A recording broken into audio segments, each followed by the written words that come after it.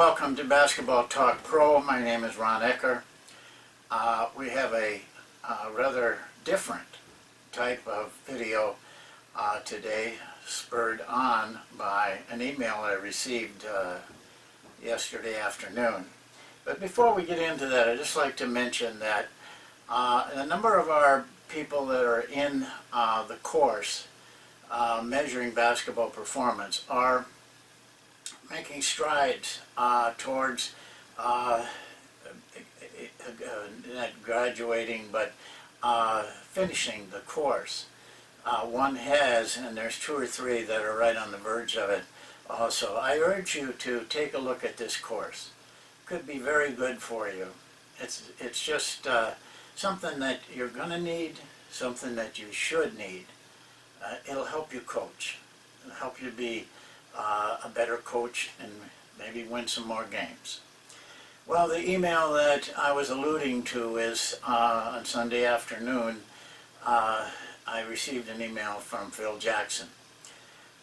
He wanted to respond to what he had seen in the video that we put on Sunday, talking about the present moment and it being the mysterious secret of coaches. And he has some very, very important things today to say. And obviously, the issue is important to him. It's not minor at all. I mean, this is something that he feels very strongly about in order to take the time to do this.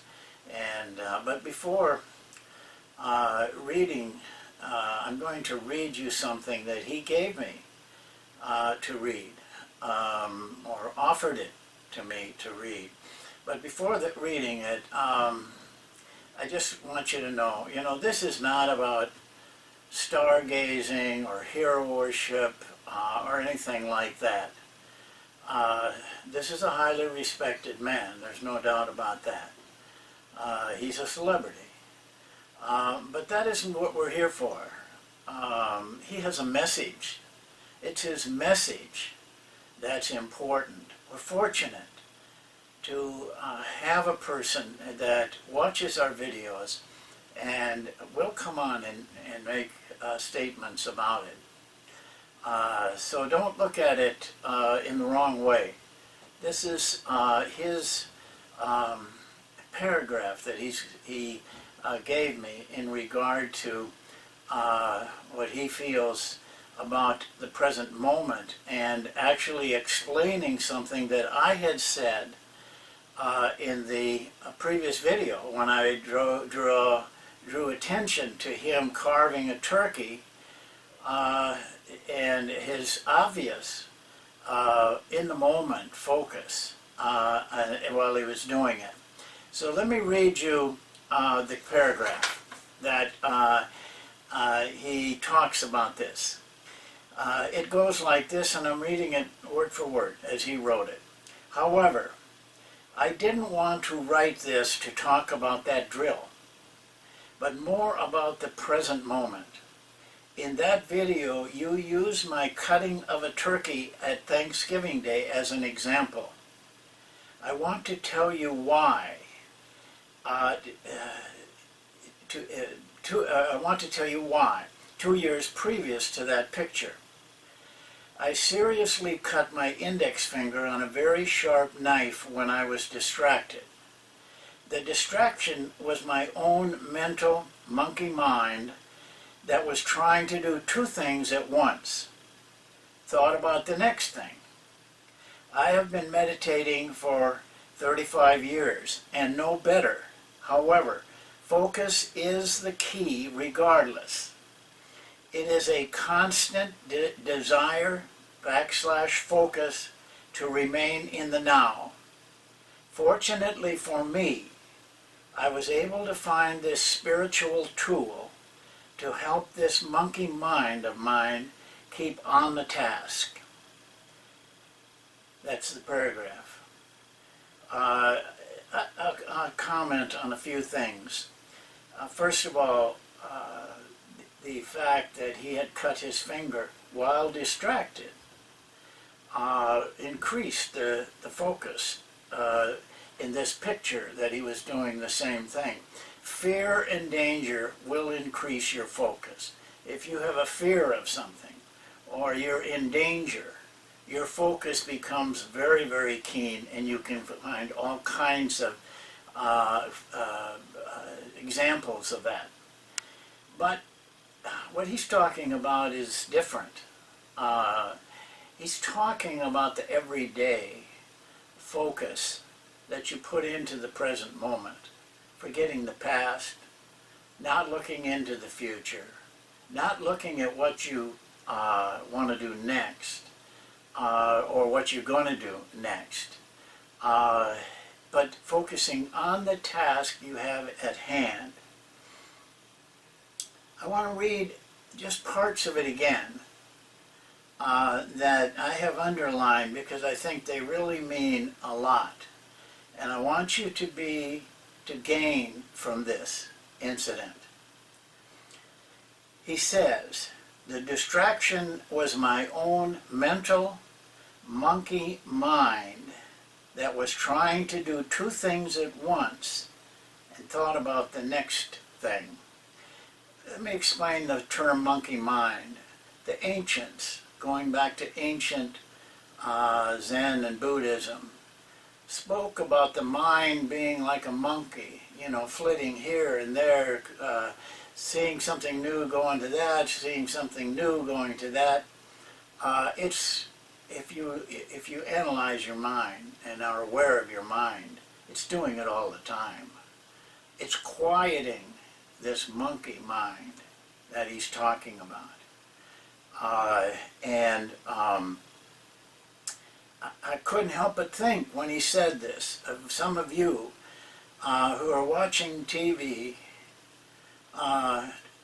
texting on your phone at the same time as you're trying to break down a film. I've warned you over and over against this. He's talking about just being distracted by one other thing, trying to do two things. Take heed of what he's saying here. Then he goes on to say, I have been meditating for 35 years and know better, however. Focus is the key regardless. It is a constant, remember that word, it is a constant desire, focus to remain in the now. Fortunately for me, I was able to find this spiritual tool to help this monkey mind of mine keep on the task. 35 years he's been meditating. 35 years of discipline, of meditating on a daily basis.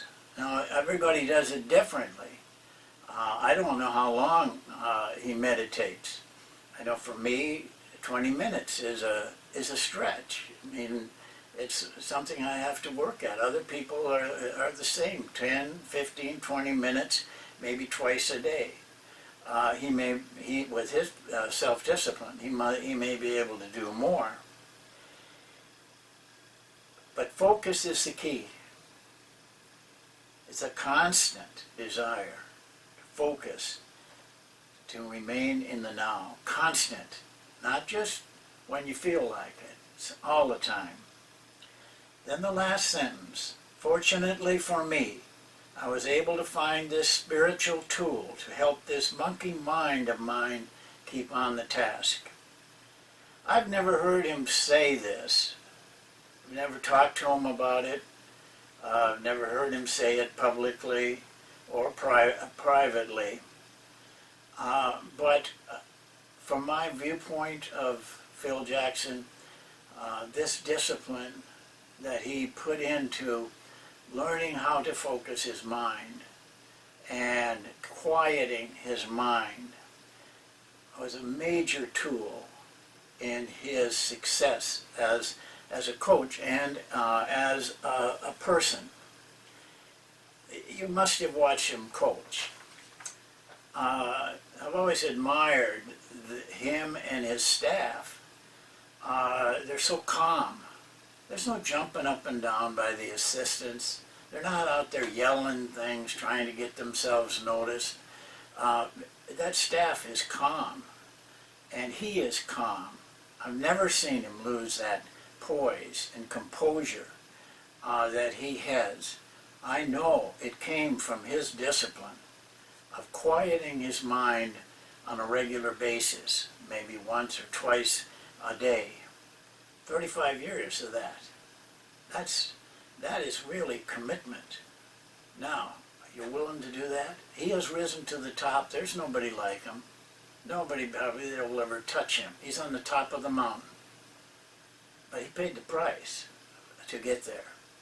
I would like to inspire any one of you to be that kind of person. And I don't care whether you do it in basketball or what, but somehow you're going to find things happen for you that haven't happened before. I want to thank Phil for taking the time to bring this to our attention. And it's very nice that we have someone of his stature as a model. We need models. We need people to look up to. If there ever was a man that has raised himself to the top, that is an appropriate model for each and every one of us, it's Phil Jackson. Thank you. We'll see you next time.